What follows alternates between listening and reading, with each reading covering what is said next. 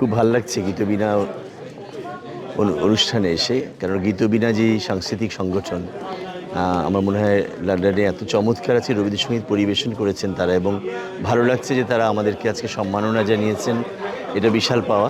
আর আরেকটা জিনিস যেটা বললেই নয়, যে সবাই এত চমৎকার গান করেছে। ডক্টর শ্যামল আমাদের চৌধুরী আমাদের অত্যন্ত কাছের মানুষ, আর তার স্ত্রী আমাদের ডাইরেক্ট স্টুডেন্ট সুনিতা চৌধুরী। তো সবার গান আজকে খুব ভালো লেগেছে। আর ভালো লাগছে যে এখানে রবীন্দ্রনাথের রবীন্দ্রসঙ্গীত চর্চা হচ্ছে, এটা একটা বিশাল ব্যাপার।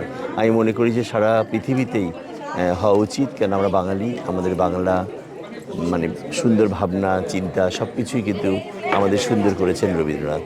তাই আমার মনে হয় যে খুব সুন্দর ভালো লেগেছে অনুষ্ঠানে এসে, এবং খুব পরিচ্ছন্ন একটা অনুষ্ঠান আমরা দেখলাম। অনেক অনেক ধন্যবাদ জানাই শ্যামলকে, ডক্টর শ্যামল চৌধুরীকে, আর ধন্যবাদ জানাই কর্তৃপক্ষদেরকে যারা আজকে আয়োজন করেছেন, আমাদেরকে সম্মান জানিয়েছেন। অনেক অনেক ধন্যবাদ সবাই। আপনারা প্রিয় দর্শক, যাই না কেন আমরা তো বাঙালি, আমাদের শিকড় ভুলে গেলে হবে না।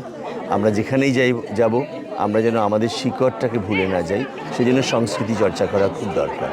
অতএব আমরা যত ওয়েস্টার্নাইজড হই না কেন বা যে কোনো জায়গায় যাই পৃথিবীর, আমরা যেন নিজের সংস্কৃতিটাকে লালন করি, চর্চা করি, এবং এটা যেন মানুষের মধ্যে ছড়িয়ে দিতে পারি। তবেই তো আমরা বাঙালি হিসেবে, বাংলাদেশি হিসেবে আমরা সবার সামনে মুখ উজ্জ্বল করে থাকতে পারবো। খুবই মুগ্ধ।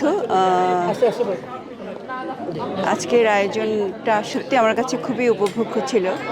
আর সবচেয়ে ভালো লাগে যে আমরা যারা এই কালচারাল লাইনে আছি, যারা আমরা চেষ্টা করি আমাদের এই যে মাটির টানে নিজেদের অস্তিত্ব, নিজেদের স্বকীয়তাকে নিয়ে মাথা উঁচু করে দাঁড়াতে, তাদের জন্য এই ধরনের আয়োজন খুবই প্রয়োজন। কারণ বিদেশে বাংলাদেশের যে সংস্কৃতি, আমাদের যে নিজস্ব সংস্কৃতি ধারা, সেটা যদি আমরা নিজেরা সবাই সামনের দিকে এগিয়ে নিয়ে যেতে না পারি, তাহলে কিন্তু কিছুদিন পরে আমরা নিজেদের অস্তিত্বর একটা সংকটে ভুগব।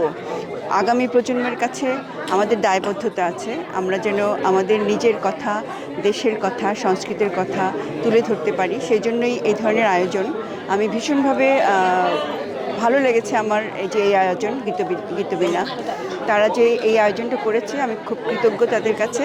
আর আজকে সবার মাঝে থাকতে পেরে আমারও খুব ভালো লাগলো। দৃঢ় বিশ্বাস, কারণ আমরা তৃণমূল থেকে একদম এই লন্ডনের মতো জায়গায় এসে, যে আমি বিভিন্ন জায়গায় প্রশিক্ষণ দিতে যাই, সেখানে আমার চাক্ষুষভাবে আমি দেখি যে এই রবীন্দ্রসঙ্গীতের প্রতি, এবং রবীন্দ্রনাথ যে বাণীগুলি দিয়ে গেছেন আমাদেরকে, যে মেসেজটা দিয়ে গেছে, যদি তোর ডাক শুনে কেউ না আসে তবে একলা চলো রে। হ্যাঁ, এই যে একলা চলার নীতি, এইভাবে যে চলার জন্য আমাদের যে অনুপ্রেরণা দিয়েছেন, সেই শক্তি নিয়েই আমরা চলছি। এবং আমরাও আশা করি যে সবারই লন্ডনের মতো জায়গায় ওরা যে এত কেউ 30 বছর আগে, 40 বছর আগেও আসছেন, কিন্তু এখনও ওনাদের যে বাংলার প্রীতি, গানের জন্য প্রীতি, আজকের এই অনুষ্ঠান দেখি সেটা আমি প্রমাণ। আমি এখানে থাকি না, আসলে আমি তো ঢাকায় থাকি, কিন্তু আমি একটা অন্যরকম একটা অভিজ্ঞতা নিয়ে গেলাম। আমি খুব অনুপ্রাণিত হলাম। আমার ইচ্ছা আমি আবার আসব, আবার এসে সবার সাথে মিলে গান টান করবো, এই আর কি।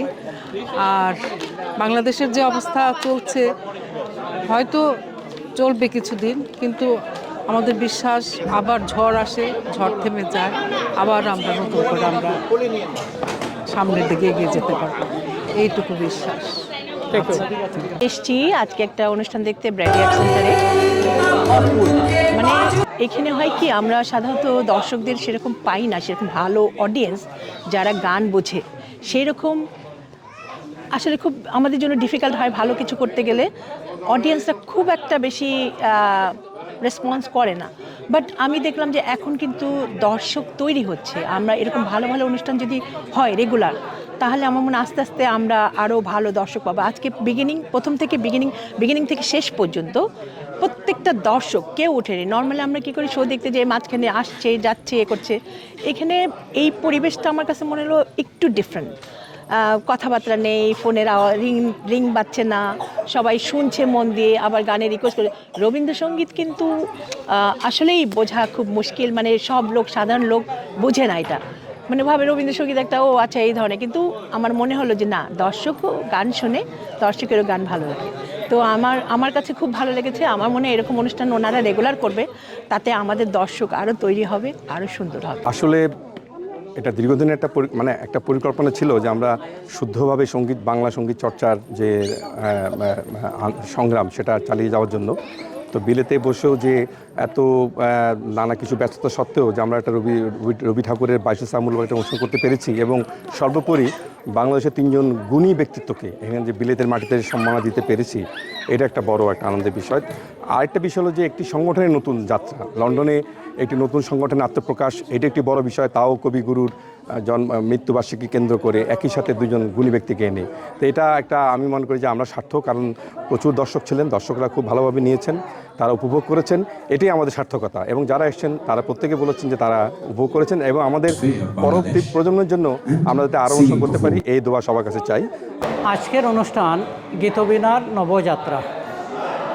আমাদের এখানে নতুন প্রজন্মকে কিভাবে শুদ্ধভাবে গানের বিভিন্ন জিনিস পৌঁছানো যায় তার লক্ষ্যেই আজকের অনুষ্ঠান।